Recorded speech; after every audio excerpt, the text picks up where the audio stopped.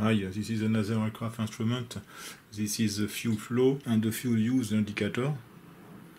So we have an analog indication for the fuel flow. In a digital display here we have the fuel used. So we have here an indicator also. So this is a long instrument. It is something like 30 centimeters long. So this was manufactured by Smith Industries.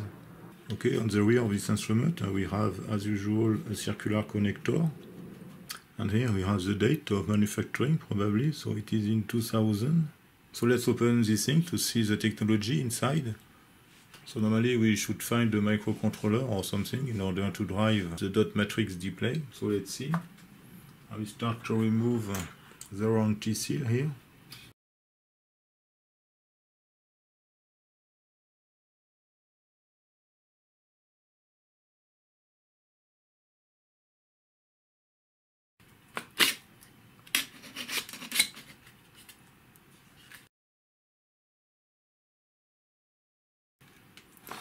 So this is interesting. So we have here obviously the power supply board. So this seems to be a switch on mode power supply. This is a 1524. So this is I think a pulse width modulation controller. And so here we have, it is upside down in this direction. So we have some Logix ICs here. 4013, it's a dual flip-flop. And we have here an AD in the metallic can package here. AD 644, I don't know.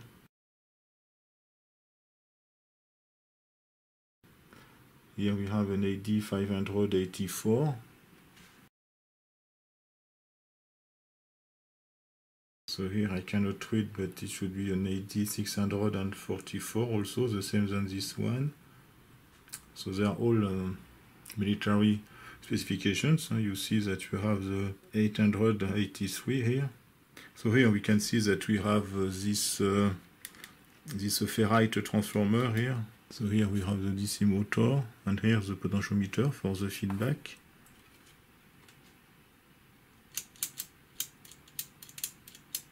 Okay, and there is a spring for the return.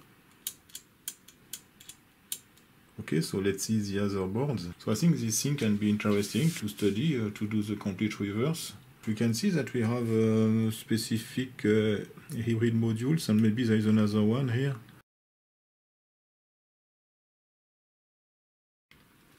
Okay, I will try to remove these screws here.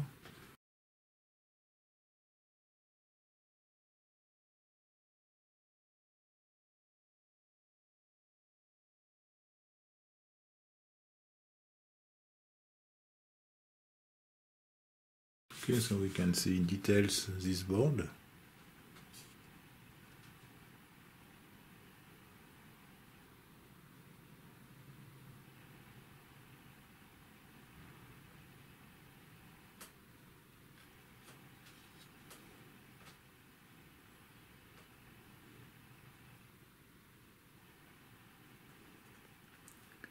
So this is obviously a 4 layers board, but it seems that there is no conformal coating. So thank you very much, because this is better for the reverse engineering. You can use a continuity tester without problem. We can test this now.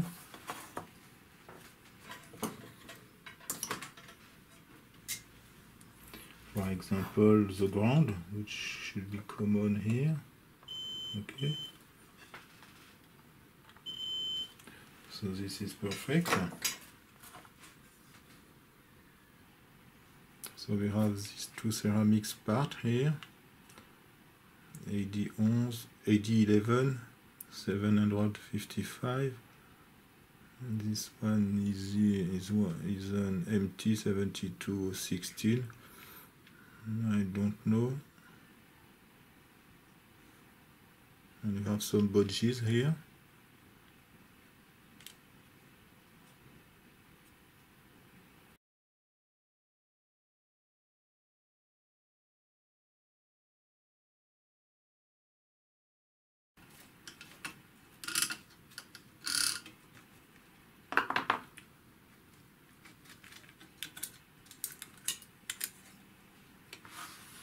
Okay, so let's have a look first on this one.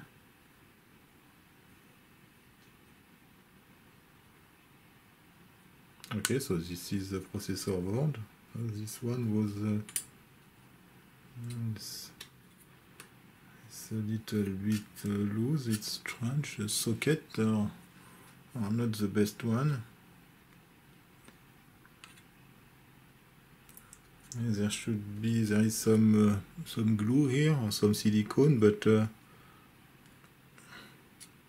is not enough. Okay, so this is a 27C32. There's very small amount of code inside. So this is a processor 1802.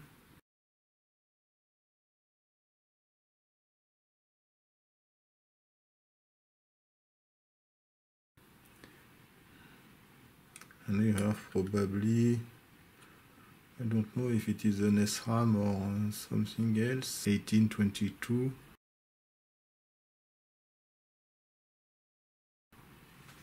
And we have an MT710009.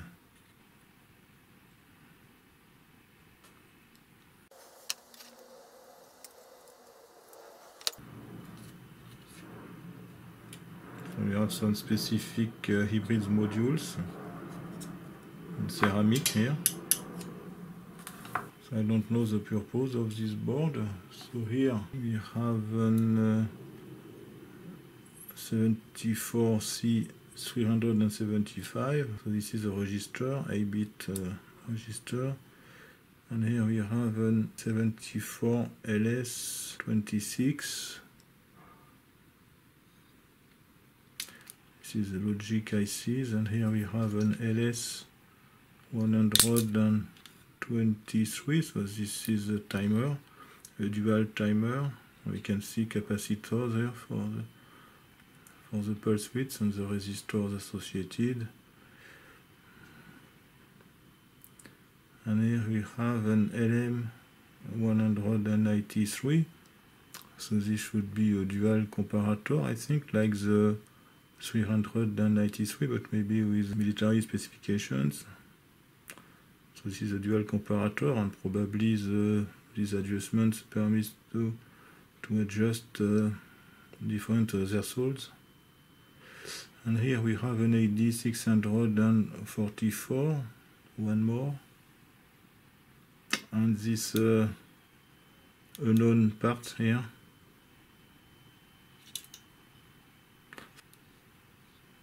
And the last board is a power supply.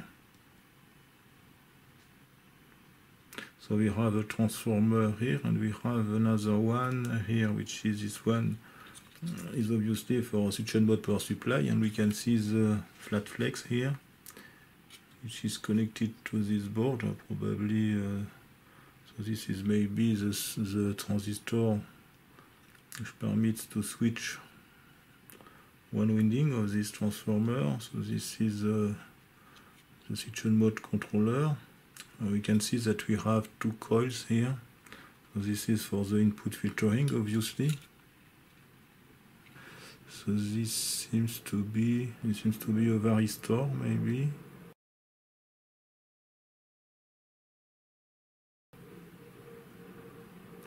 We have a resistor here, maybe in series with the power supply to limit the inrush current, maybe. It's just a supposition. Yes, okay, so the supply voltage is present on this two terminals connector here. I can see that there is this small resistor here. It seems destroyed. There is a very strange color in the middle. So let's see the value of this resistor. 72 ohms, maybe, but it is difficult now to read the colors of this thing. It looks destroyed.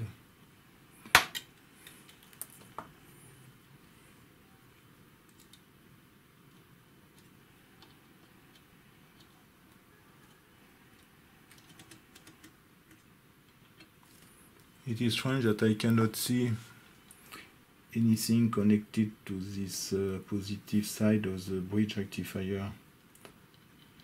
Normally we should expect to find maybe I expected to find this resistor, which was maybe a limited resistor, but actually this is not the case.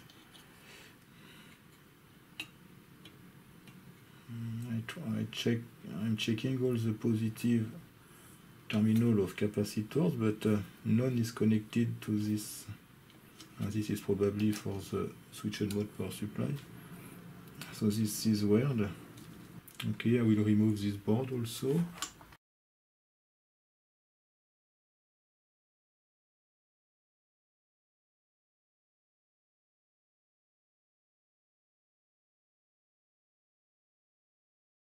Okay, it's a little bit difficult, maybe with this flat flex. Yes, okay, it is very rigid. Yes, and it is in between, so this is a flat flex PCB. This flex is in between these two layers here.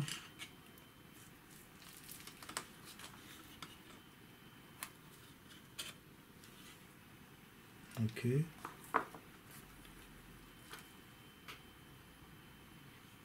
Okay, so we can see that the positive side of this bridge rectifier here is connected to, yes, okay, to this diode here.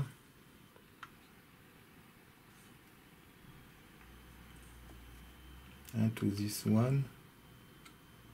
That's weird, okay.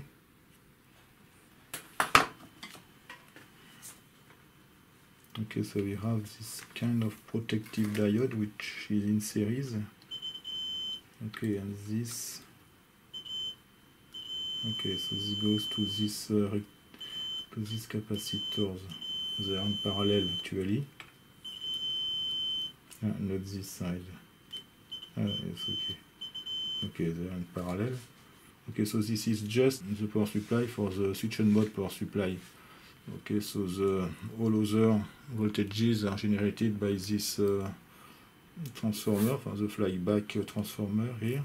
Okay, and the secondaries of these transformers are rectified by these diodes here.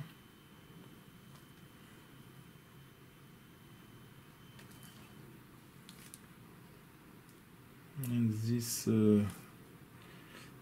okay, and these are the filtering capacitors. So we have several capacitors here. So this is the ground. Okay, so we have at least 4 different power supplies. So one negative here, two. That's the direction of this thing. 2 positive here. This should be connected to one cathode here.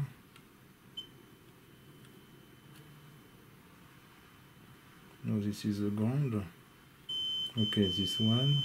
We have another positive here, which is this one.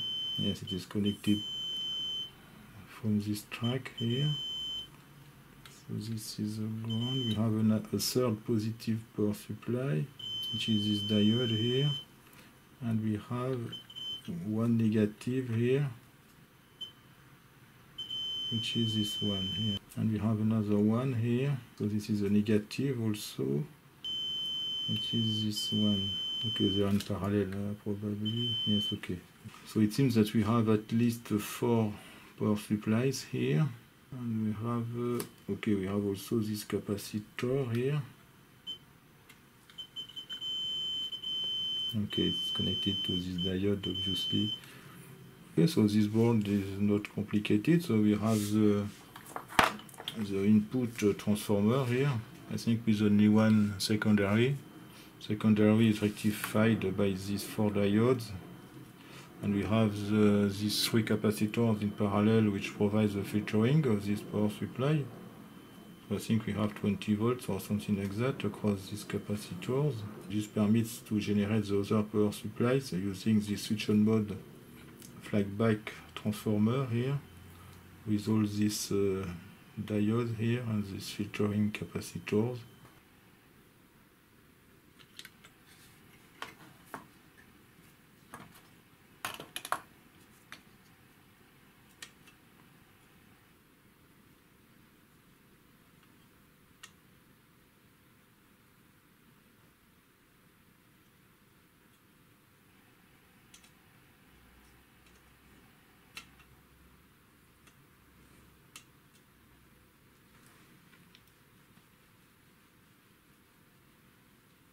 So first I will reassemble everything and try to apply an AC voltage to this thing and see what's happened.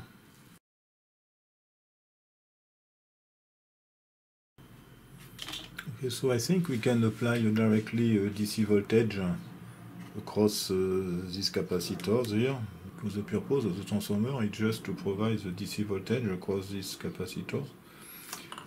So it will be easier to apply a DC voltage than an AC voltage. So we start with 10 volt for example, and I will increase the voltage.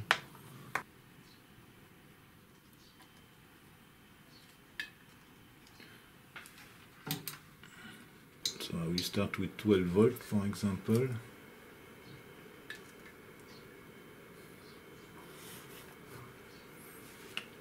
So we turn on the power supply. Nothing happens for the moment. Probably it is not enough.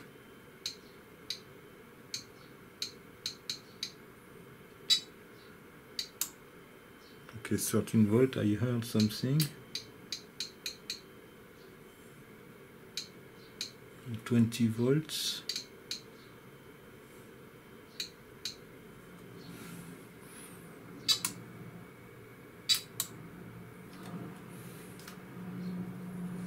Okay, there is a movement of the needle, but nothing else.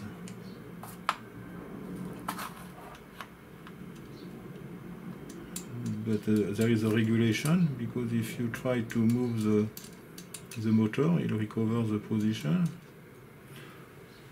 So the regulation of the servo control of this needle works. Because the digital display doesn't seem to work, but it is maybe normal, I don't know. Can make some measurement on power supplies. So I will change the orientation of the camera in order to see also the DMM. Perfect. I will use this one.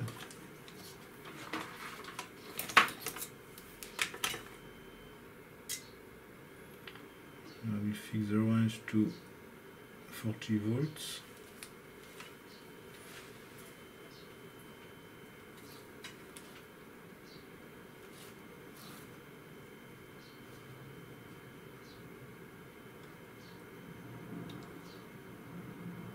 So we have a minus 12, 5 volts.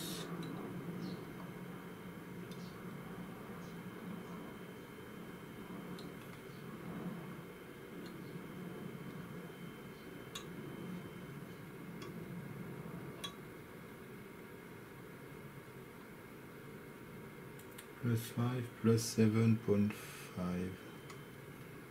Okay.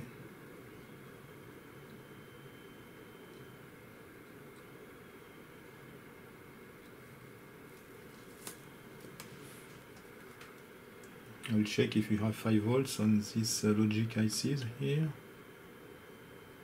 5.17, okay. 5 volts is a little bit high, but should be okay. It seems that the servo control loop is realized by this board, because if we follow the wires of this potentiometer, it seems to be this this connector here. So this is maybe the transistor which used to drive the motor, because as there is a spring in this system, we don't need a push-pull output, because the spring will permit to drive the needle in one direction automatically. So we just need to activate the motor in only one direction. And the drawback of this technique is that the transistor have to deliver a current all the time. So when the needle is stopped, the motor should provide the torque in order to keep the needle in position. So using this technique, you just need only one transistor. It seems to be this one here. It is the only medium power transistor on this board. And yes, we didn't see the graphic display of this thing. Okay, so the graphic display is here. So you have this small module here, which is socketed in this small PCB here. And we have this flex flat cable here, which is connected to the second board. Oh, okay, so maybe this large white hybrid stuff is maybe the controller for this dot matrix display here. Maybe we can measure also the voltage across this whole capacitor, which should be the decoupling capacitor for 5 volts.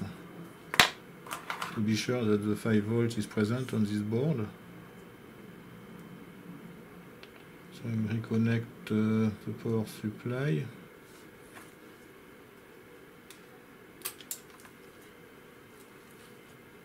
Okay.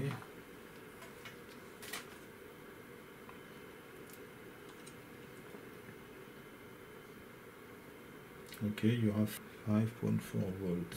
But it can be interesting also to do the reverse of this analog board, because the other boards are not very interesting. The power supply, there is nothing special.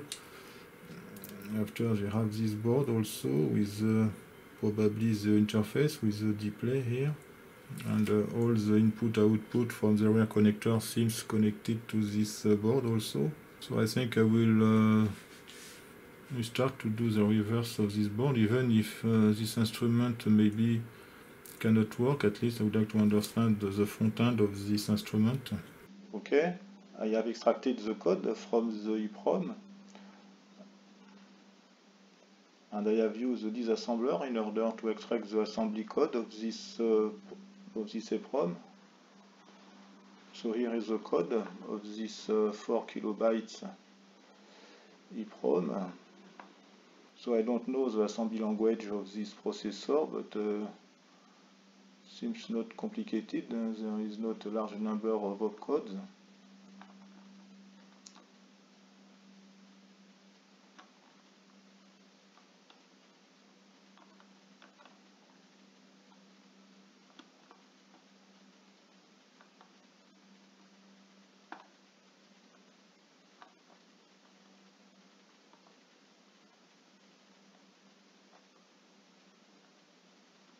So some parts of this EEPROM is empty with 0 opcode.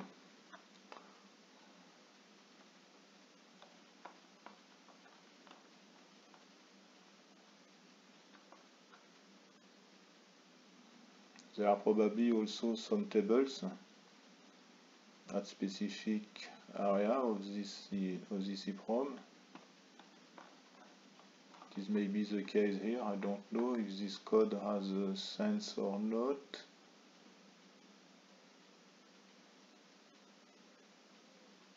And this is maybe a normal code.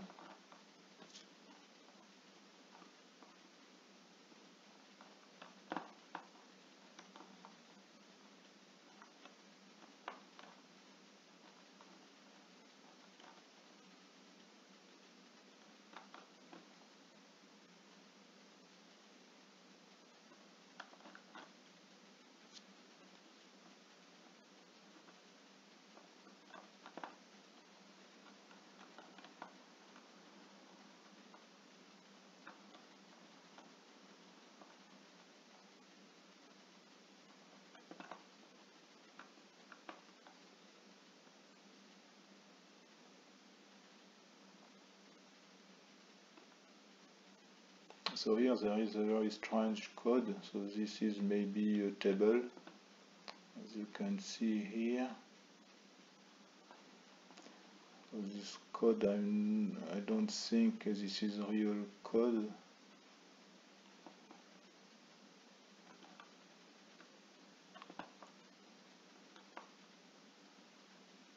There is no sense to increment 10 times a register like this.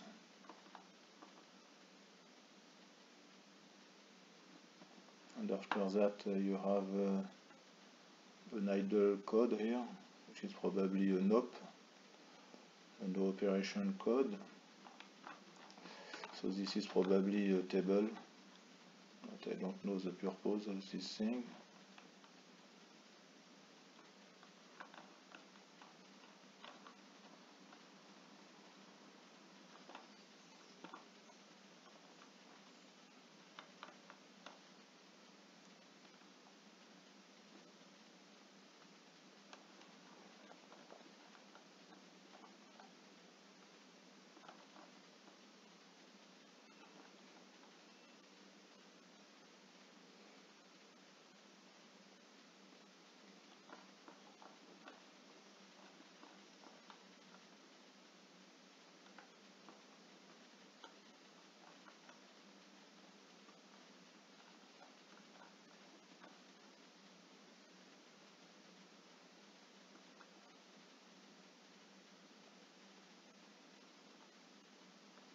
Okay, so that's the end of this code. So this is maybe a routine, a function for some calculations.